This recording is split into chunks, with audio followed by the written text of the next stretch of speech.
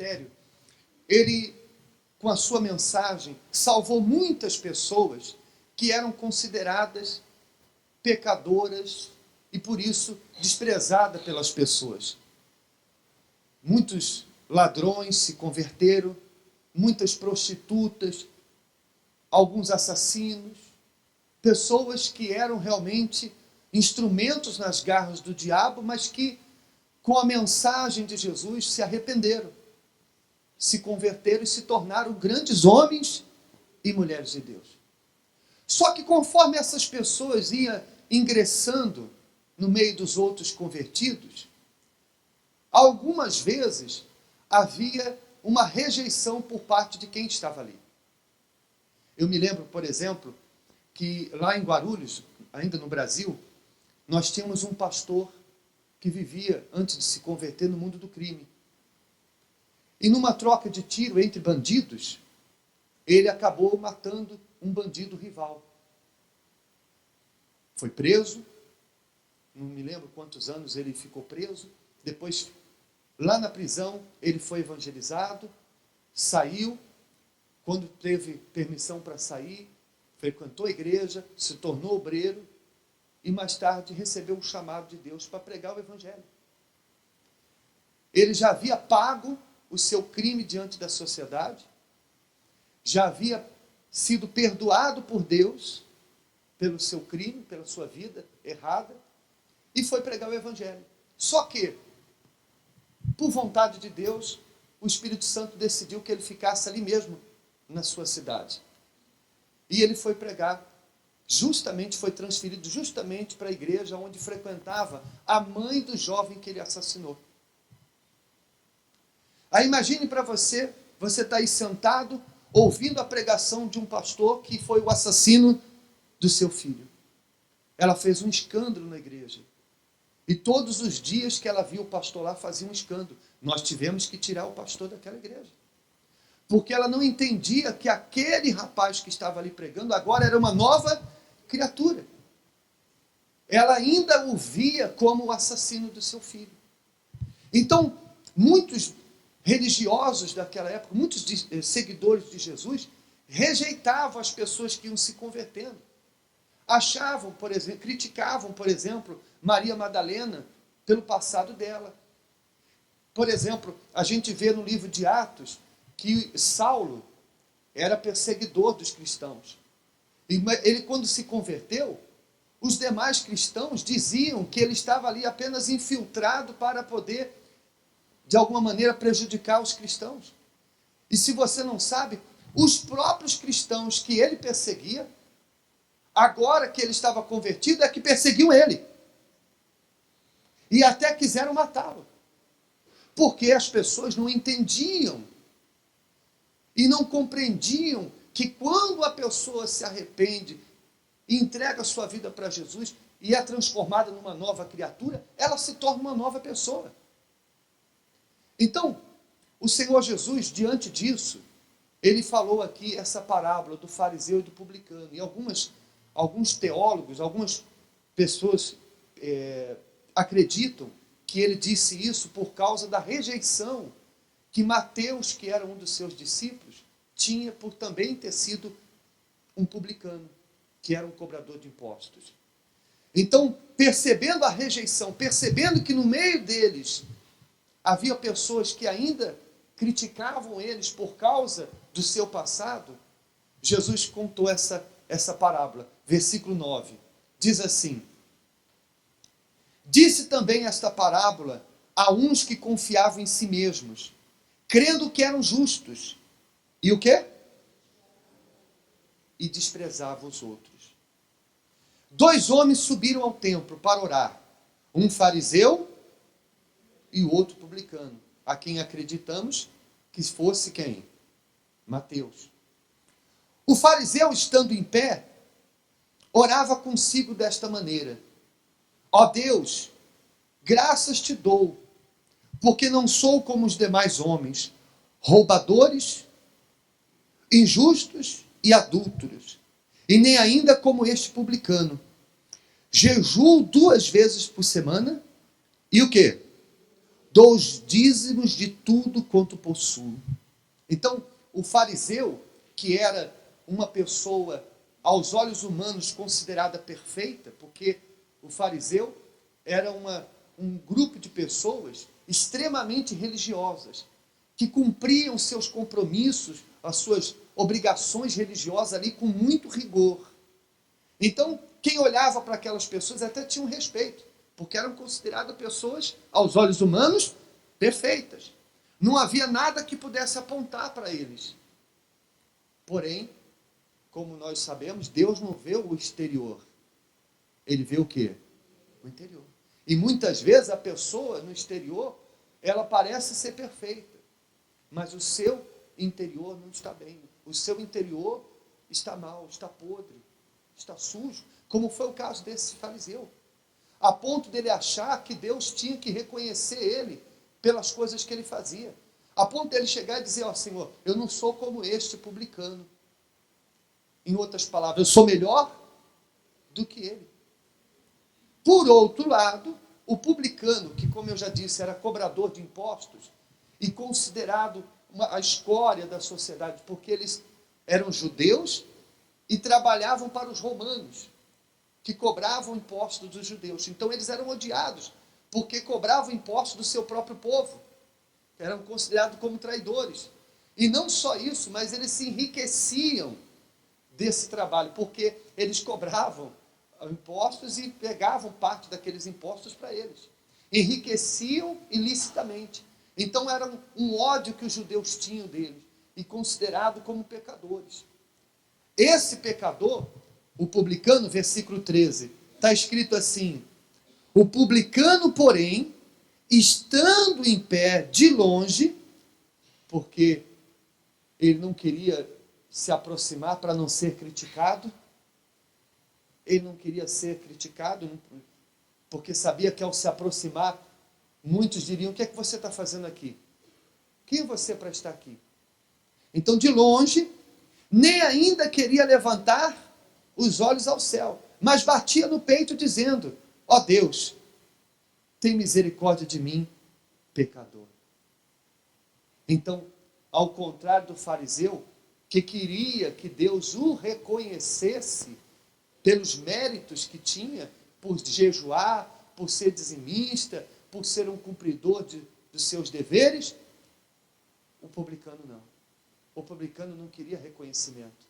Ele é que reconhecia o quanto pecador ele era, a ponto de dizer, a ponto de nem sequer querer levantar o quê? Os olhos. Só queria o perdão. O perdão que o fariseu achava que não precisava. O fariseu achava que não precisava de perdão porque fazia tudo correto. Mas o publicano não queria nada, a não ser o quê? O perdão. Ó, Senhor, tem compaixão de mim. Eu não quero reconhecimento, eu só quero que o Senhor me aceite, só quero que o Senhor me perdoe. Eu sou o que sou, tenho feito o que faço, mas eu quero que o Senhor me transforme, me ajude a mudar. Me ajude a ser diferente. Quem está entendendo? Há uma história muito interessante de um pastor que tinha sua igreja à frente da casa de uma prostituta. E um dia, revoltado por saber que aquela mulher se prostituía, foi lá julgar ela, dizendo, você não tem vergonha do que você faz? Você sabia que você vai para o inferno por causa do que você faz? Você sabia que o que você está fazendo é errado? Você conhece pessoas que falam assim, não conhece? E então começou a condenar, começou a amaldiçoar e condenar aquela prostituta, que entrou cheio de vergonha para dentro de casa, dizendo, Senhor, eu quero mudar, me dá uma chance, eu não quero ir para o inferno, mas eu quero sair dessa vida. Então, passaram-se o tempo e o pastor começou a ver que a mulher não parou de se prostituir. E continuava entrando homens e saindo homens na casa dela. Até que um dia ele disse o seguinte, eu não vou mais falar nada com ela, mas para cada homem que entrar na casa dela, eu vou colocar uma pedra no portão dela. E aí ele passava o dia todo e todo o seu tempo preocupado em ver quantos homens entravam, para cada homem que entrava colocar uma pedra no seu no seu portão. Até que um dia, aquela mulher, ela esteve perto da morte e no seu leito de dor se arrependeu, pediu perdão a Deus por não ter conseguido sair daquela vida, e ali Deus, na sua infinita misericórdia, teve compaixão dela. E caiu, por coincidência, a vontade de Deus que o pastor também morresse no mesmo dia. E aí, para surpresa do pastor, os anjos portadores da morte estavam levando o pastor para o inferno, enquanto que os anjos de Deus levando a mulher para o céu. E diz a história, a lenda, que eles se encontraram no meio do caminho. Enquanto uma subia, o outro estava o quê? Descendo. E o pastor ficou revoltado. Então quer dizer que a prostituta está subindo, está sendo salva, e eu indo para o inferno? Que justiça é essa, Senhor? E aí Deus falou, olha, enquanto ela chorava no seu leito de morte pedindo perdão, a sua alma ficou tão leve que eu consegui levá-la para o céu. Por outro lado, você estava tão cheio de pedras que você colocava por causa do pecado dela, que você ficou tão pesado que está descendo para o inferno. Era o caso desse fariseu. Se achava tão justo, tão correto, mas não estava vendo quão distante ele estava de Deus, quão frio, quão vazio ele era. Por outro lado, o pecador, que queria se consertar, que queria sair daquela vida, está escrito, foi aceito por Deus. Porque diz aí, no versículo 14, digo-vos que este, o publicano, desceu justificado para sua casa, e não aquele, o fariseu. Porque qualquer que a si mesmo se exalta, será humilhado. E qualquer que a si mesmo se humilha, será exaltado. Então olha só que lição maravilhosa. Olha só o que Jesus mostra. Ele não está procurando gente perfeita. Ele está procurando pessoas humildes e sinceras, que não queiram mostrar uma coisa que não são, mas queiram de fato ser transformados, queiram de fato agradar a Deus. Percebe sim ou não? Talvez você esteja aqui e diga assim, olha pastor, eu não sou um fariseu, eu não sou essa pessoa extremamente religiosa, e nem tampouco sou um publicano pecador. Mas essa parábola nos mostra, nos ensina que o Senhor Jesus não vê, ou não, a nossa aceitação perante Ele, ou não depende apenas do que a gente faz, mas de como nós somos diante de quem? Diante dele. Não foi o que o fariseu fazia que fez ele ser aceito. Não foi o que o publicano fazia que fez ele ser rejeitado. Foi o modo com que o fariseu se apresentou, orgulhoso, prepotente, religioso, que fez ele ser rejeitado. E foi o modo com que o publicano, humilde, sincero, arrependido, fez com que ele fosse aceito. Amém? Eu queria que você prestasse atenção nas cenas do filme, da novela Jesus, em que você vai ter uma ideia melhor dessa parábola. Vamos assistir, por favor. 2 homens levantaram os olhos aos céus para orar. Um fariseu.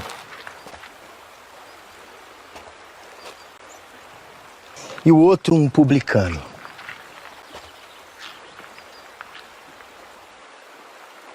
O fariseu, de pé, orava. Ah, Deus, te dou graças.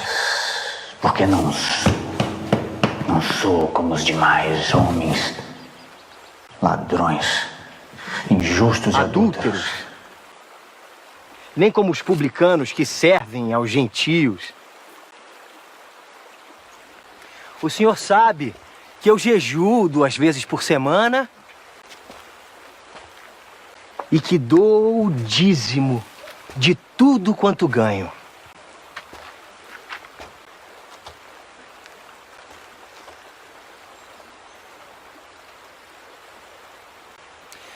O publicano, porém, não ousava nem levantar os olhos aos céus.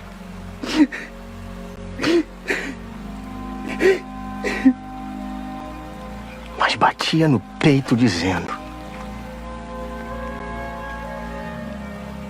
ah, Deus, tem misericórdia de mim. Eu passo de um pecador.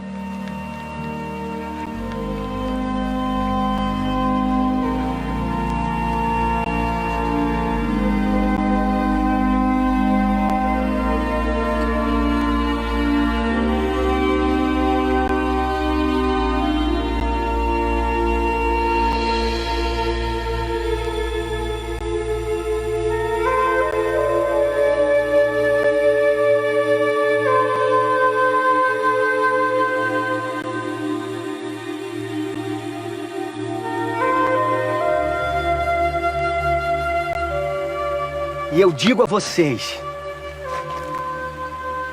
que o publicano desceu para sua casa justificado, e não o fariseu, porque todo o que se exalta será humilhado,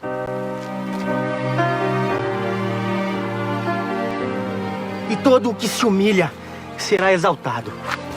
Venha, Mateus, venha.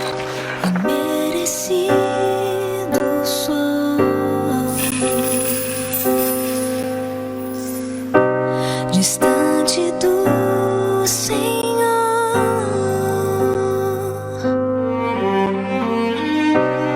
tento andar com meus pés,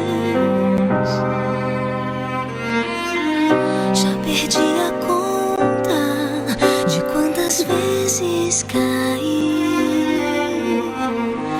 Não posso prosseguir sem pernas pra andar, não posso enxergar. Tão pecador eu sou, distante do Senhor, de mim vou perecer.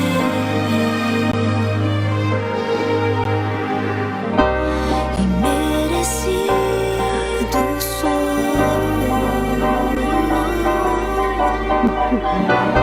só ser pecador. Fiquem de pé, pessoal, por favor. Ele foi aceito e Deus quer aceitar cada um de nós. Amém?